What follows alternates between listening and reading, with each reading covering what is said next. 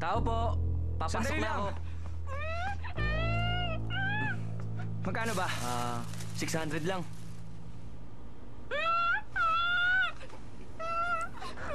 Anong ginagawa nyo? Wala kang pakialam, umalis ka na. Sa tingin ko, napipilitan lang siya. Hayaan nyo na lang siya. Bibigyan kita ng 5,000. Kunin mo at umalis ka na. Kunwari wala kang nakita, maliwanag. Mga walang ya! Pakialamero!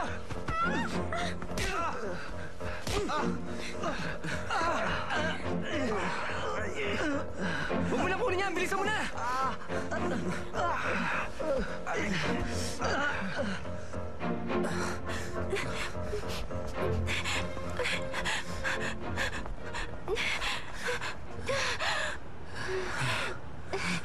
Salamat. Kasalanan mo. Ambisyosa ka kasi. Gusto mo sumikat. Anong nangyari? Kayong mga babae hindi nag-iisip. Anong hindi nag-isip? Gamitin mo utak mo. Sa tingin mo sisikat ka? Pinuri ka lang ng konti. Akala mo na pwede ka na maging artista. Bakit? Gusto ko ba ang nangyari? Kung hindi natanggal sa trabaho ang papa ko, kung wala kaming malaking utang, at kung wala akong binabayarang tuition fee, hindi ko papasukin ang trabahong yan. Alam ko na hindi maganda ang itsura ko. At siguro, iniisip mo na para ako isang tanga. Tama ka, isa nga akong malaking tanga, kaya naloko ako ng mga lalaking yon. Pero wala kang karapatan na husgahan ako.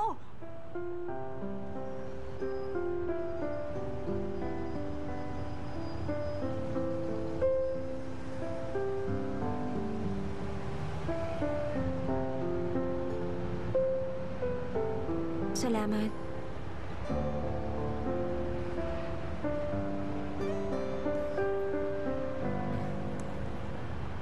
College ka na pala. Tingin ko, konti lang ang tanda mo sa akin. Binubuhay mo ang pamilya mo. Ang hirap nun. Hindi ka dapat maawa sa akin. Tungkulin kong tumulong sa pamilya. Teka, mabuti pa. Ipapasok ko to sa pinagtatrabahuan ko kahit part-time. 80 per hour ang bayad, pwede na yun. Huwag kang magduda sa akin. Hindi ako katulad ng ibang tao dyan. Hindi ako manloloko. Nagpapasalamat ako sa'yo. Salamat saan? Teka, isasama na kita ngayon. Naroon ang boss ko ngayon. Kaibigan ko siya. Ibig mo sabihin ngayon, ha? Oo. Tayo na. Sige.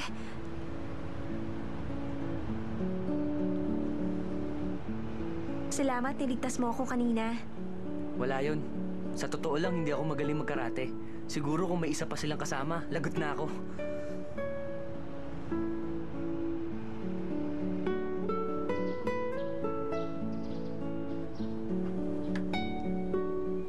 Totoo bang may part-time job ka na? Oo, meron na. Sige. Sanchay, Bakit? meron akong... Bukas mo na lang sabihin sa akin, may klase pa kasi ako ngayon. Bye-bye. Kawawa naman siya. Nag-aaral sa umaga, dalawang trabaho sa gabi. Bakit dalawang trabaho niya? Ewan ko. Tinatanong kita kung bakit dalawang trabaho niya. Ay! Basta ang alam ko, nag-aaral siya sa umaga. Tapos, diretso sa bake shop. Tapos, nagtatrabaho pa siya doon sa fast food.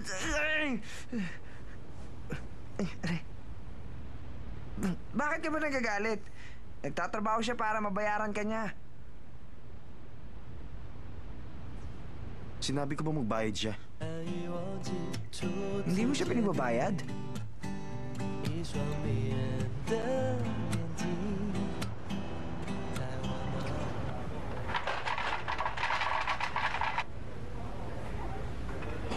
Meal number 6 po, ma'am. 116 po lahat. Salamat. Isang chicken burger at isang potato fries. Sandali lang po. Pagbutihin mo.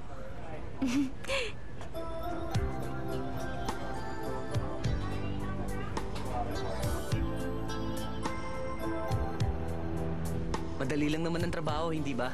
Nakakapagod nga lang. Tama ka, nakakapagod nga. Pero kailangan ko magtiyaga. Kahit na medyo malaki ang sweldo ko dito, hindi ko pa rin mababayaran ang utang namin. Pero hanggat kaya ko magtrabaho, hindi magugutom ang pamilya ko. Sulit na rin ang pagod ko. Tama ka. Laging may pag-asa. Nung una, ayokong isama ka rito. Dahil baka hindi mo makaya ang trabahong ito. Pero sa nakikita ko, mukhang tatagal ka. Laging sinasabi ng kaibigan ko, ang tao raw na masyadong mahina ang loob, pag dumating ang mga problema at wala siyang makasama, imposibleng makaya niya yon.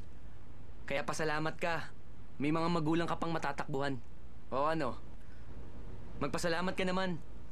Dahil marami ka natutunan sa akin.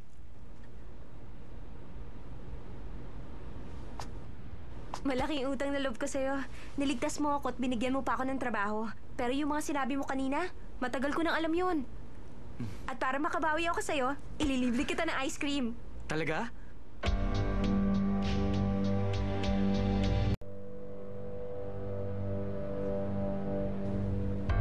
Dawingza, ano bang ginagawa mo dito? Huwag ka manggulo rito! Tuturuan ko ng leksyon ng lalaking yan. May isang lalaki sa iyong buhay. At habang malapit ka sa kanya, hindi ka mawawala ng problema. Napakawalang hiya mo talaga! Sino ka ba? Bakit mo ako binalian? Patay gutom. Si Daomins itong kausap mo. Kahit kailan talaga napakayabang mo! At ikaw, napakalandi mo. Wala kang pakialam kundi magbilang ng lalaki. Bakit akala mo ba napakaganda mo? Ano sabi mo? Para kang prostitute. Umalis ka na. Napakabilis mo mahusga ng iyong kapwa. Hindi mo ba naiintindihan na magkaibigan lang kami? Talagang napakadumi ng isip mo. Akala mo ba lahat ng tao pwede mo insultuhin? Napakasakit mo magsalita. Sanchay? Ayoko na makita ka! Lumayo ka na sa akin! Sanchay? Sanchay!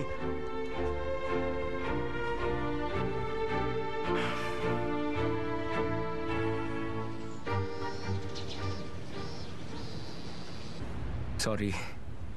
Kasalanan ko. Hindi ko sinasadya yun. Pero kasi, nagsiselos lang ako kapag malapit ka sa ibang lalaki. Kailangan mukha kang nakakaawa. Ayoko nga. Ano ka ba? Gawin mo! Gusto ko sanang humingi Isang ng... salita na lang. Bakit ba kailangan ko humingi ng tawad sa mga taong yon? Ayoko nga mag-sorry. Isipin mo nga ito, binalian mo ng leg yung kasama niya sa trabaho. At pagkatapos, tinawag mo siyang prostitute. Sino namang matutuwa? Kung ako si Sanchay, magagalit talaga ako. Hindi tama na tawagin mo siyang prostitute. Lay, ano bang masasabi mo? Ano ba yan? Sigurado ako, hindi ka na niya kakausapin. Bahala siya kung ayaw niya. Wala akong pakialam kung hindi na niya ako pansinin. Isa pa, sa umpisa, ayoko na talaga sa kanya. Buti pa mag-sorry ka na sa kanya. Kahit sa natin tignan, ikaw talagang lumalabas sa Sinabi may na kasalanan. ayokong... Sige na. Sanchay! May gusto raw sabihin si Ase. Sanchay, mukhang galit si Daomingza. Wala akong pakialam. Para sa akin, nakabaon na siya sa lupa. Parang patay? Ano pa nga ba? Huwag na natin siya pag-usapan.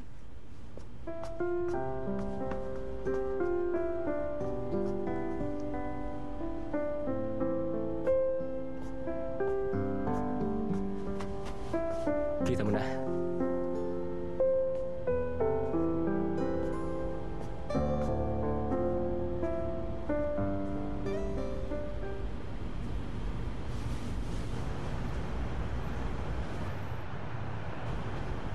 Salamat.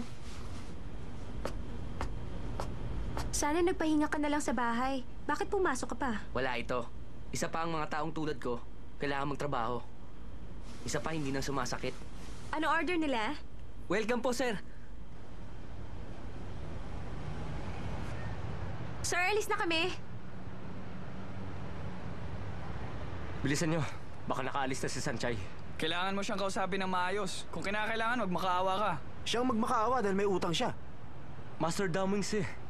Nandito ko ngayon para humingi ng tawad, hindi para maningil ng utang. Alright? Dahil sa akin, hindi ka tuloy nakapag-tryout. Sorry ah. Teka, sandali! Bakit ba? Teka! Huh? Di ba siya yung lalaking bumali ng liig ko? Pasensya ka na, Xiaoxun. Nadamay ka pa. Bakit ba siya nagalit sa akin? Dahil... Siguro, may gusto siya sa'yo. Nakita niya tayo nagtatawanan kaya nagselos siya. At naisipan niyang balian ako ng liig. Wala siyang gusto sa akin. Sira ulo lang talaga yan si Daomize. Kulang ang pag-iisip. Yung dalawang kasama niya, di ba F4 din sila? Bakit nandito rin? Para manggulo? Hindi naman siguro. Pero mas mabuti, pag nakita mo sila, iwasan mo na lang. Kasi ano pa hinihintay mo? Palibhasa mataas ang pride nito kaya hindi marunong mag-sorry. Humingi ka na ng tawad. Tumahimik ka nga. Bakit naman ako magsusorry sa mga kumag na yon? Nandito siya para mag-sorry sa atin. Ba't ako magsusorry? Ano kasalanan ko? Oo nga, bakit ka nga ba magsosorry? Hindi naman bagay sa'yo si Sanchay. Walang boobs, walang balakang, ugaling kalye, mahirap intindihin. Nakakahiyang kasama pero ikaw ang may gusto sa kanya. Ano magagawa namin? Sabi ng isara mo yung bibig mo. Sa totoo lang, ang pangit niya, wala pang konti yung katawan. Sigurado ako, surfing board siya nung previous life niya. Mga sinaulo! Sino sumigaw? It's from me